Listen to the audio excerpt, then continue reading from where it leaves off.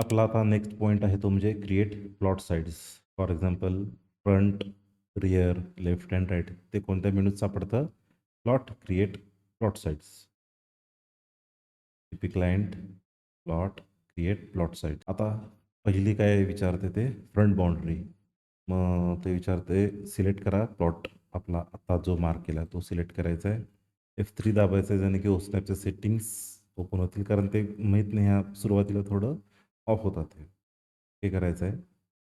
हा first point, हा second point आणि आता माझं सिलेक्शन झालं आहे त्यामुळं सी एंटर करून क्लोज करायचं आहे.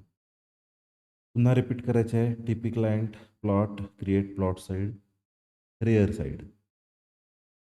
प्लॉट सिलेक्ट करा म्हणते ते प्लॉटची ही. पुन्हा F3 दाबायचं आहे. एंड पॉईंट सिलेक्ट करायचे आहेत. ओके. C enter. पुन्हा जायचं टीपी क्लायंटमध्ये. Plot, create plot side, left side. Plot select करायचा आहे. F3 दाबायचं आहे. एंड पॉईंट सिलेक्ट करायचं आहे. ओके करायचं. हा एक एंड पॉईंट आणि हा एक एंड पॉईंट झालेला आहे त्यामुळे सी एंटर करून तो क्लोज करायचा आहे. पुन्हा टिपिक लाईनमध्ये जायचं आहे. Plot, create plot side. आता राईट साईड करण्यासाठी प्लॉट हा सिलेक्ट करू. F3 दाबायचं आहे. पुन्हा एंड पॉईंट घ्यायचा आहे. ओके करायचा आहे.